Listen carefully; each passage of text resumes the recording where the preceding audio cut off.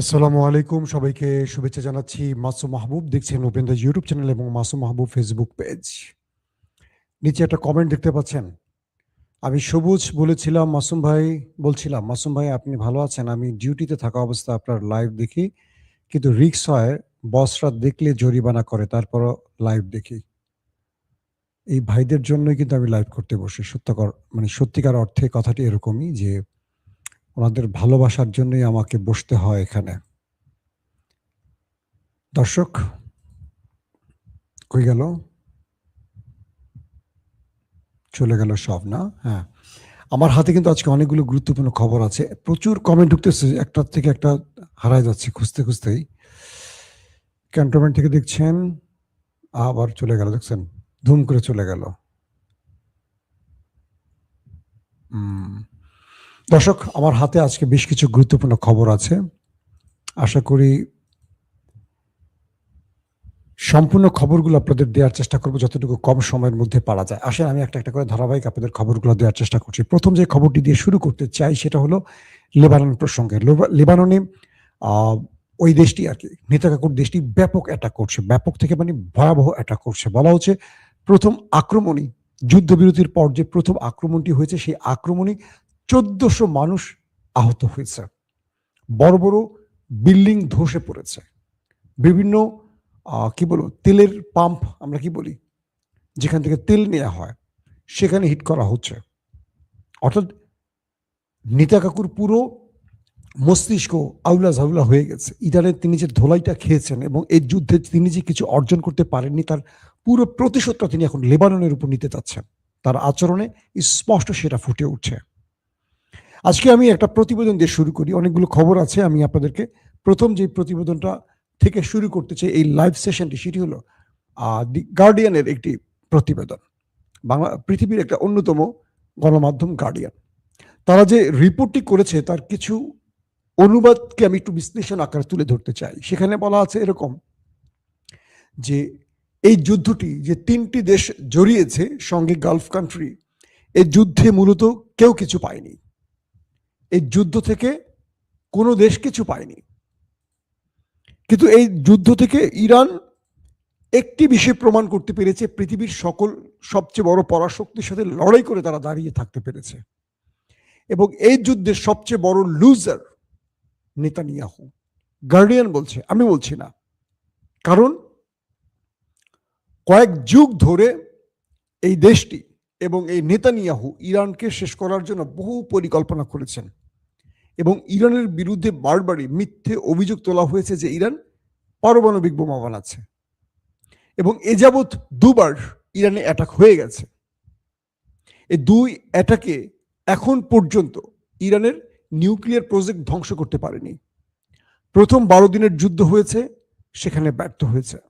এরপর এসছিল America B-2 bombers নিয়ে, বাংকার ব্লাস্টার বোমা দিয়ে ইরানের ৩টি নিউক্লিয়ার প্ল্যান্টে হিট করেছে। Fordow, Natanz, Isfahan. একটিরও ধ্বংস করতে পারেনি। এরপর ৪০ দিনের যুদ্ধ গত ২ দিন আগে শেষ হলো। শেষ মানে যুদ্ধবিরতিতে এসে পৌঁছেছে। এখানেও এই দুটো দেশ তাদের জীবন প্রাণ উৎসর্গ করে, যৌবন উৎসর্গ করে দিয়ে যত পারছে মিসাইল মেরেছে। হাজার হাজার অ্যাটাক হয়েছে ইরানে এবং ইরানের নিউক্লিয়ার সাইটগুলোতে একটার পর একটা শক্তিশালী B-2 বোম্বার্স দিয়ে হিট করা হয়েছে। এখন পর্যন্ত আমেরিকা বা ইসরায়েল দাবি করতে পারেনি যে ইরানের নিউক্লিয়ার তারা ধ্বংস করতে পেরেছে। পুরোপুরি তারা ব্যর্থ। এরপর তারা পাইলট উদ্ধারের নাম করে কমান্ডো অপারেশনের জন্য হাজার খানিক সেনা বা কমান্ডো নিয়ে এসেছিল। C-130 ব্ল্যাক কি বলে ব্ল্যাক হক হেলিকপ্টার, তারপর HQ-9 রিপার ড্রোন, আদার্স আরও যুদ্ধ বিমান, সবগুলো নিয়ে ডজন ডজন এয়ারক্রাফট নিয়ে তারা ঢুকেছিল। আবারও ইরানের কাছে মার খেয়ে কোনো রকম জীবন বাঁচিয়ে কজন পালাতে পেরেছে, বাকিরা ওখানেই শেষ হয়ে গেছে। এখানেও তারা ব্যর্থ। অর্থাৎ এই লড়াইতে আমাদের ড্রাম চাচ্চু আর নেতা কাকু দুজনেই লুজার। সবচেয়ে বড় লুজার বলা হচ্ছে গার্ডিয়ানের পক্ষ থেকে নেতানিয়াহুকে। বলা হচ্ছে নেতানিয়াহু তার রাজনীতিটাকে বাঁচাবার জন্য শেষ সময়ে এসে ইরানকে বেছে নিয়েছিল এবং তিনি জেলে যাওয়ার থেকে বাঁচতে এবং রাজনৈতিকভাবে শেষ পর্যন্ত টিকে থাকার জন্য, এবং পৃথিবীব্যাপী তার বিরুদ্ধে যে মানুষ নেমে গেছে, পুরো ইউরোপ যে তাদের বিরুদ্ধে নেমে গেছে, পুরো ইউরোপের কোনো দেশ তাকে ঘাঁটি দেয়নি। কোনো একটি মার্কিন বিমান ইসরায়েলের জন্য রসদ নিয়ে আসছে, ইউরোপ তাদেরকে ল্যান্ড করতেও দেয়নি, যেটু তেল নিবে, রেস্ট নিবে, সেই সুযোগটি ইউরোপ দেয়নি। বুঝতে পারছেন? আমেরিকাকে ইউরোপ জায়গায় দেয়নি এবার, যে তুমি ইসরায়েলকে রসদ দিবা, আমার দেশে নামতে পারবে না। আজকে ইংল্যান্ডে হাজারো মানুষ রাজপথে ওই দেশটির বিরুদ্ধে বিক্ষোভ করছে, জানেন? শুধু ইংল্যান্ডে না, বহু ইউরোপের দেশে তারা ফিলিস্তিনের পতাকা উড়াচ্ছে, তারা ইরানের পতাকা উড়াচ্ছে, তারা লেবাননের বিরুদ্ধে যে হামলা করছে ওই দেশটি, তার বিরুদ্ধে মাঠে নেমে গেছে। কারা জানেন? ব্রিটিশ জনগণ, স্পেনের জনগণ, ইউরোপীয় জনগণ। আজকে তুরস্কে হাজারো মানুষ রাস্তায় নেমেছে, ফিলিস্তিন, তুরস্ক এবং ইরানের পতাকা নিয়ে তারা বিক্ষোভ করেছে। এই দৃশ্যগুলো ওরা দেখছে, কিন্তু এই জাতি কখনো ইসরায়েলের বিরুদ্ধে দাঁড়ায়নি, আমেরিকার বিরুদ্ধে দাঁড়ায়নি। তারা সারা জীবন ইরানকে, ফিলিস্তিনকে সন্ত্রাসী মনে করেছে। আজ দেখেন তারা ঘুরে দাঁড়িয়েছে। তাহলে লাভটা হলো কি তাদের? তারা তাদের সব মিত্রকে হারাতে শুরু করেছে। একটা মিত্র, যে ব্রিটিশরা এই দেশটি প্রতিষ্ঠা করেছে, ইসরায়েল নামক দেশটিকে ফিলিস্তিন দখল করে রাষ্ট্র বানিয়েছে, আজ তারা পর্যন্ত সাহায্য করেনি। বুঝতে পারছেন? এবং এই ব্রিটিশরা বলছে ইসরায়েলকে, আমেরিকাকে বলছে ইসরায়েলকে থামাও, তারা লেবাননে হামলা বন্ধ করতে বলো, কারণ ইরান হরমুজ প্রণালী বন্ধ করে দিয়েছে। ইরান বলছে যে লেবাননে হামলা হলে হরমুজ প্রণালী খোলা হবে না, বন্ধ থাকবে, এটা যুদ্ধবিরতির লঙ্ঘন। আমেরিকা বলছে ইরান তুমি শান্তি চুক্তি লঙ্ঘন করছো, আমি কিন্তু তোমার উপর বড় রকম অ্যাটাক করবো। ইরান বলছে তুমি হুমকি আরো কয়েকবার দিচ্ছ, দিয়ে তুমি পাকিস্তানের কাছে গিয়ে আমার পা ধরেছ। পৃথিবী জানে তুমি হুঙ্কার দিয়ে তুমি নিজেই আরেকজনের পা ধরো আমাকে বোঝাবার জন্য। পুরো পৃথিবী জানে কে শাহবাজ শরীফকে ওই টুইট ড্রাফট লিখে দিয়েছে, পুরো পৃথিবী জানে। তুমি নিজেকে মুখ দেখাও কিভাবে তোমার দেশের মানুষের কাছে? তুমি আমাকে হুমকি দিচ্ছ, আমি তো বসে আছি। এদিকে দখলদার দেশটিতে ইরানের বিরুদ্ধে আক্রমণের জন্য জরুরি বৈঠক শেষ হওয়ার পর ঘোষণা আসছে যে কোনো সময় তারা ইরানে অ্যাটাক করবে। ইরান পাল্টা জবাব দিয়েছে। ইরানের যিনি সামরিক মুখপাত্র ইব্রাহিম, তিনি বলছে আমাদের ট্রিগারে হাত, বুঝছেন নি? ইরান বলছে আমাদের ট্রিগারে হাত আছে, জাস্ট উপরের নির্দেশ, মানে মুস্তফা খামিনি বা সুপ্রিম কাউন্সিলের নির্দেশ আসা মাত্র ট্রিগার চেপে বসবো। আর এবার আমরা পৃথিবীকে দেখাবো আমাদের ঝুলিতে কত ভয়ঙ্কর মিসাইল আছে। আমরা শত্রুকে একসঙ্গে শেষ করতে চাইনি, তিলে তিলে মারতে চেয়েছি।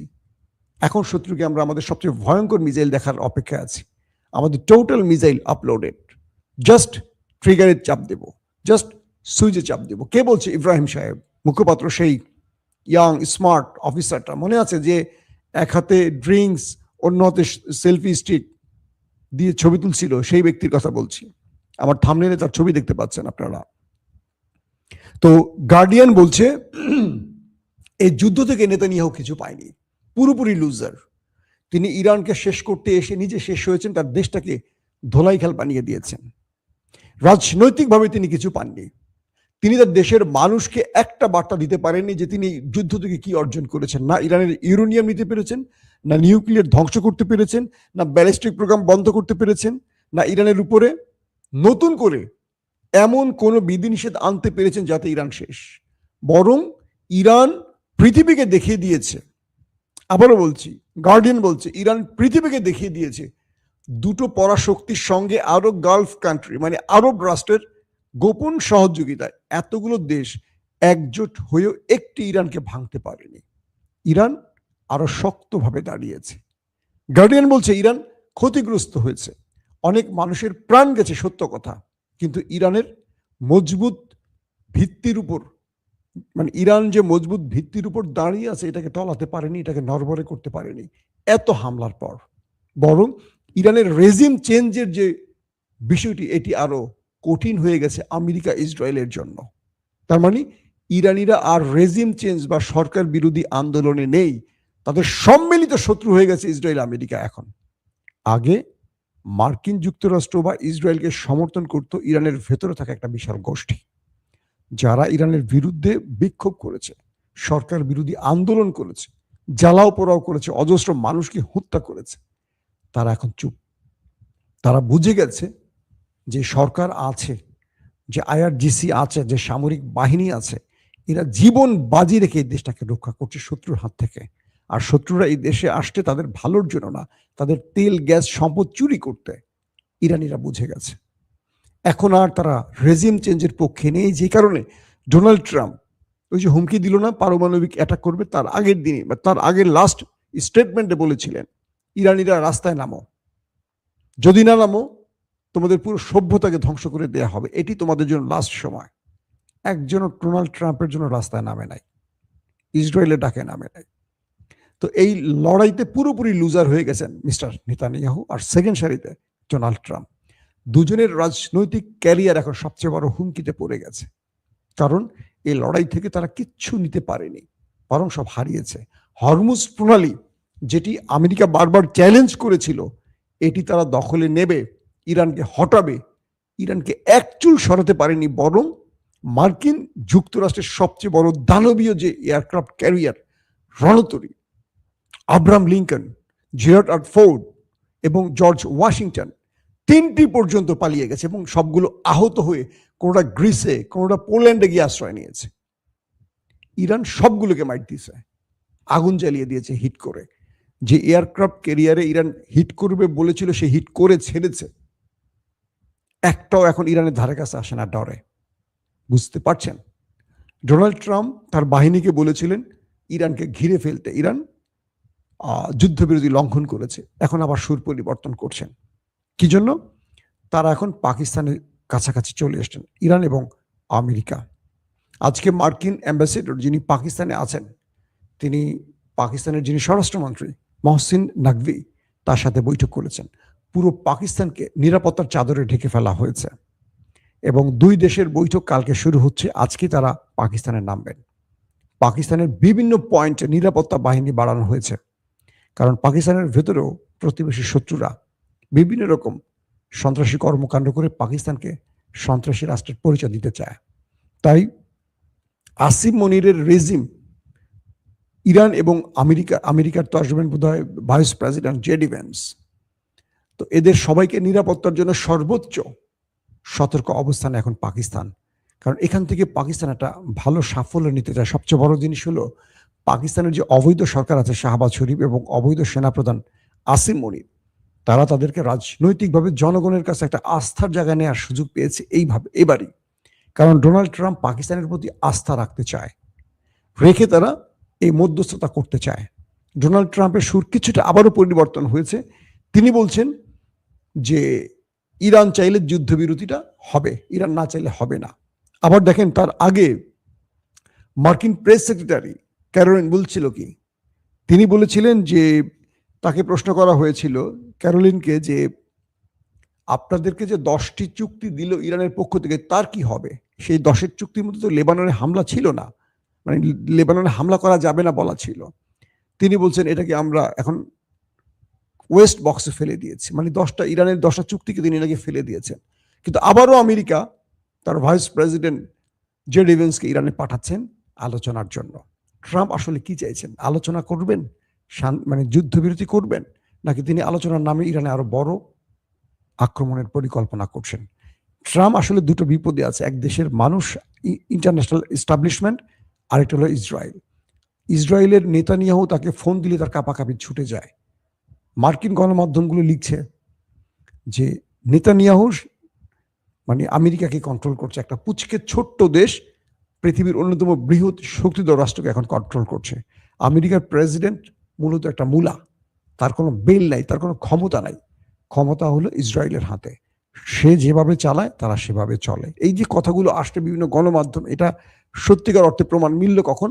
যখন আমেরিকা পাকিস্তানের হাত পা ধরে যুদ্ধবিরতি ঘটালো, এরপরই নেতানিয়াহু কিন্তু লেবাননে হামলা করে সেই যুদ্ধবিরতিটা লঙ্ঘন করেছে।